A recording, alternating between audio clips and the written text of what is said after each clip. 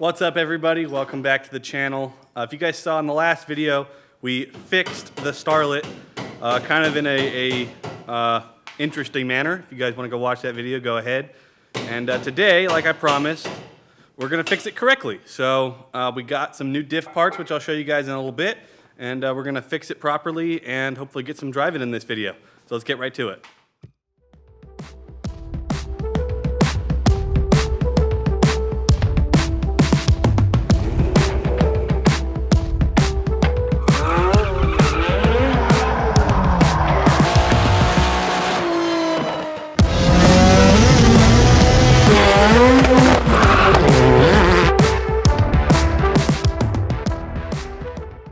You can see right here we got a new ring and pinion gear, and interestingly enough, these are actually a different gear ratio. So the stock in this car is a 3.2 ratio, and this is a 3.6 ratio, which in the current setup should actually make this car a little bit faster, but I'm not going to be able to drive the car hard enough to probably really notice the difference too much.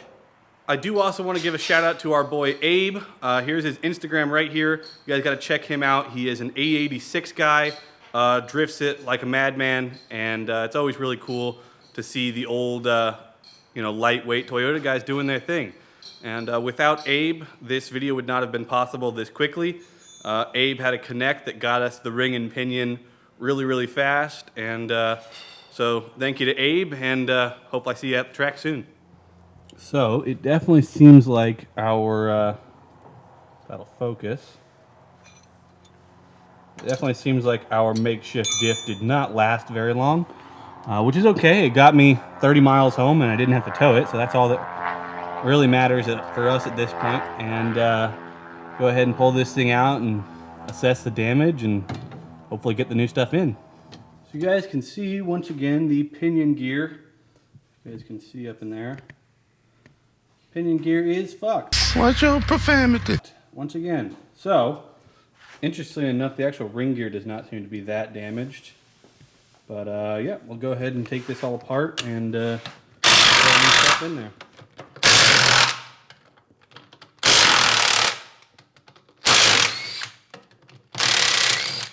Well, Martin's ring gear fix does not seem to be damaged pretty much at all. There's some chunkiness stuck in it from the actual pinion gear blowing apart, but I guess at least that, held together. But like we said in the last video, the pinion gear, we had a feeling was going to be the one that was harder to fix.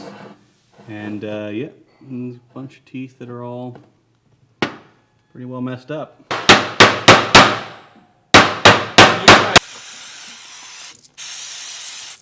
I wanted to show you guys, this is the actual messed up pinion gear, and essentially you can kind of see most likely what happened is that the teeth that Martin had to basically recreate from the bottom up, those teeth basically were just not quite the right shape, and ended up digging into the actual metal and kind of wearing it out and breaking it off. So now that we've got these new ones, we'll get everything cleaned up is the most important part. Make sure that there's no metal chunks left that's going to mess up any of the new stuff, and put it all back together. So we've got a gasoline bath here. Actually, we're going to be soaking the actual diff case in. This will just get up any of the stuff that we don't want in this kind of loosened up, so that we can get this nice and clean before we go putting any of the new parts in it, so they don't get damaged by just old pieces of metal.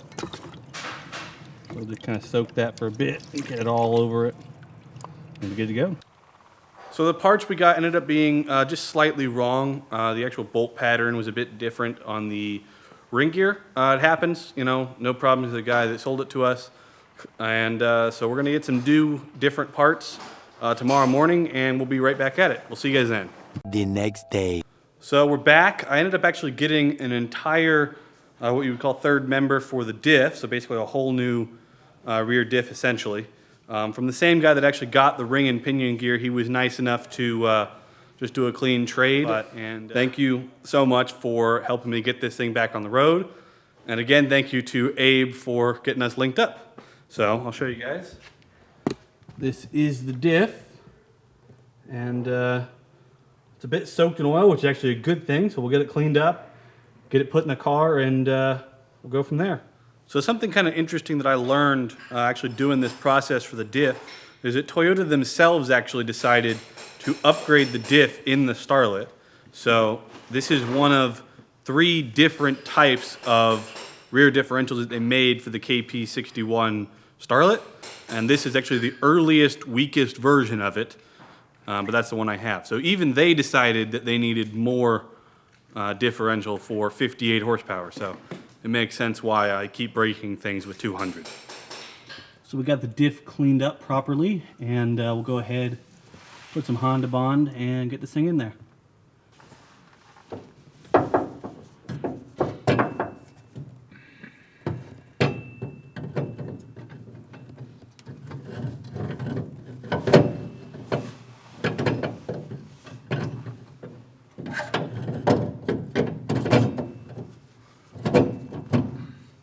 So this is the last step, is putting the actual diff fluid in.